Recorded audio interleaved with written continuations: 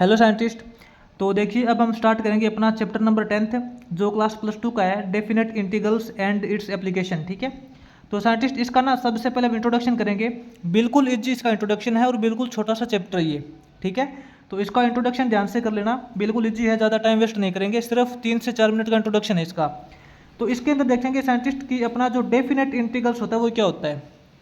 ठीक है, तो साइंटिस्ट इससे पहले आपने 9th चैप्टर किया होगा। 9th चैप्टर के अंदर आपने किया था इनडेफिनेट इंटीग्रल्स। वो जो आपने इंटीग्रेशन किया था वो आपने किया था इनडेफिनेट, और यहाँ हम इंटीग्रेशन करेंगे डेफिनेट। इनडेफिनेट और डेफिनेट का मतलब होता है कि मान लो कि आपने इससे पहले आपके पास कोई भी क्वेश्चन दिया होता था, आपने इंटीग्रेशन किया था, कोई भी फंक्शन मान लो, जैसे कि y मैं बोल देता हूँ कि x है। ठीक है, y=x² बोल दो, कोई प्रॉब्लम नहीं है। अब आपने इसका इसका आपने इंटीग्रेशन किया था, जैसे कि इस प्रकार इंटीग्रेशन किया था, तो x² का जो इंटीग्रेशन क्या किया था, x³/3, है ना। बस आपने इतना करके इसका इंटीग्रेशन छोड़ दिया था, और यही इसी को बोलते हैं इनडेफिनेट। इनडेफिनेट का मतलब यहाँ कोई x की निश्चित वैल्यू नहीं है। ठीक है, आपने सिर्फ इसका जो इंटीग्रल है वो करके छोड़ दिया। अब देखिए डेफिनेट इंटीग्रल्स। डेफिनेट इंटीग्रल्स क्या होता है, जिसके अंदर x की लिमिट होती है कि x कहाँ से कहाँ तक चेंज होगा। जैसे कि मान के देखिए कि आपके पास कोई भी फंक्शन दे रखा है, y यही फंक्शन मान लेते हैं, सेम x² दे रखा है। ठीक है, अब ना आपको ये बोलेगा कि इसका इंटीग्रेशन कीजिए, हमें y का इंटीग्रेशन करना है। जैसे कि कोई पॉइंट दे देंगे 2 से 3 तक, जो आप कॉमन करें वो आप पॉइंट मान लीजिए 2 से 3 तक, यानी कि हमें x² का इंटीग्रेशन करना है 2 से 3 तक। ठीक है, तो ध्यान से देख लेना।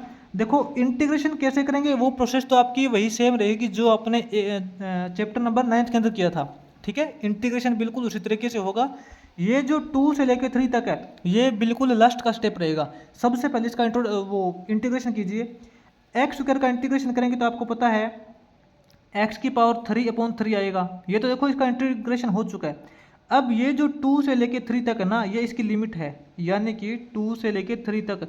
लिमिट का मतलब है कि x जो है वो 2 से लेके 3 तक चेंज होता है। इसका मैं आपको ना ग्राफ भी बना के दिखाऊंगा। ठीक है, वीडियो को कंप्लीट देखना, फिर आपको पता चलेगा कि x कहाँ से कहाँ तक कैसे चेंज होता है। तो इसका इंटीग्रेशन देखो, इनडेफिनेट इंटीग्रल्स तो इसका x³/3 हो गया, लेकिन जब हमने यहाँ पे लिमिट लगा दी कि x जो है वो 2 से लेके 3 तक चेंज होता है, तो इसका मतलब ये फॉर्मूला होता है कि अपर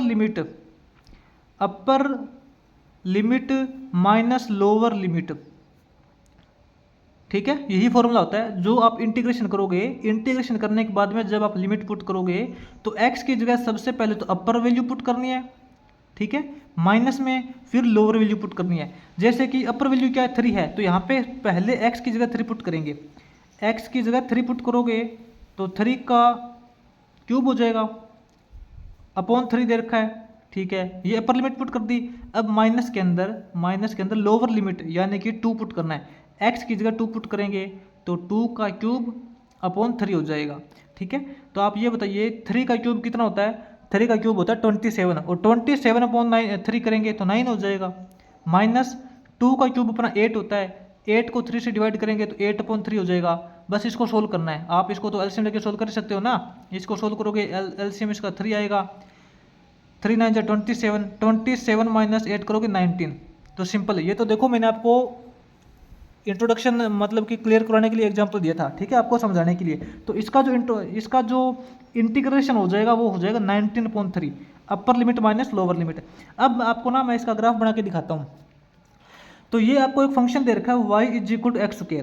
ठीक है, आपको पता है कि y=x² है, तो इसका ग्राफ कैसे बनेगा। इसका ग्राफ देखो इससे बनेगा, इस तरफ आपका x एक्सिस होता है, इस तरफ y एक्सिस होता है, इस तरफ 0 होता है। ठीक है, तो जैसे जैसे देखो आप x की वैल्यू डालोगे ना, y की वैल्यू उसके स्क्वायर की फॉर्म में आएगी। यानी कि मान लो कि अपना यहाँ x1 है, यहाँ 2 है, यहाँ 3 4 5, यहाँ y का हो जाएगा मान लो कि 4 हो जाएगा, 9, इस प्रकार, मतलब स्क्वायर की फॉर्म में चलता है। आपको पता है x की वैल्यू अगर 1 लेंगे तो y की वैल्यू 1 हो जाएगी, x की वैल्यू 2 लेंगे तो y की वैल्यू 4 हो जाएगी, x की वैल्यू 3 लेंगे तो y की वैल्यू 9 हो जाएगी। तो आपका जो ग्राफ बनेगा ना, वो आप मान के चलो कि इस टाइप से ग्राफ बनेगा।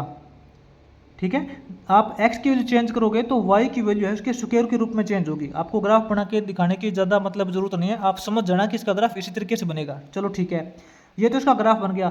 अब इसने बोला है कि जो x है ना वो 2 से लेके 3 तक चेंज होता है, यानी कि x 2 से लेके 3 तक चेंज होता है। 2 कहाँ है? 2 तो अपना ये है, यहाँ है, ठीक है। यहाँ से लेके 3 तक, 3 अपना यहाँ है, यहाँ से लेके यहाँ तक चेंज होता है।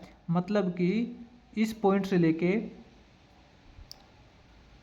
बस ये अपना x चेंज होता है। आपको ना ही तो इससे इधर वाले को देखना है, ना ही आपको इससे इधर वाले को देखना है। ये तो आपको पता है कि ग्राफ है इसका, लेकिन हमें सिर्फ और सिर्फ इतने पार्ट से मतलब है। ये जो ना ये इसका इंटीग्रेशन, यानी कि x अपना 2 से लेकर 3 तक चेंज हुआ है, तो इसका यहाँ से लेकर यहाँ तक इंटीग्रेशन इसका हो जाएगा 19/3। अगर मैं आपको साफ साफ समझाने की कोशिश करूँ तो इसका एरिया 19/3 है। ये जो आपका पार्ट दिखाई दे रहा है ना, ये जो आपका सिर्फ और सिर्फ ये वाला, ये तो आपका फंक्शन डिसाइड करता है कि आपका फंक्शन कैसा है। आपका फंक्शन है स्क्वेयरली, ठीक है, एक्स स्क्वायर की वैल्यू है जो वाई के इक्वल होती है, ये आपका फंक्शन डिसाइड करता है। और अब आपको ये पता होना चाहिए कि ये जो फंक्शन है कहाँ से लेके कहाँ तक चेंज होता है। ये फंक्शन यहाँ से लेके यहाँ तक चेंज होता है। ये तो आपका फंक्शन डिसाइड हो चुका है। इसका जो इंटीग्रेशन है इस फंक्शन का वो x³ हो चुका है। लेकिन अब हमें पता करना होता है कहाँ से कहाँ तक चेंज होता है। ये अपना 2 से लेके 3 तक चेंज होता है, यानी कि इसके अंदर जब हम upper limit minus lower limit करोगे ना, तो आपके पास ये जो इतना पार्ट आएगा, ये पार्ट क्या है, इसके कहने का मतलब है कि ये इसका एरिया है 19/3।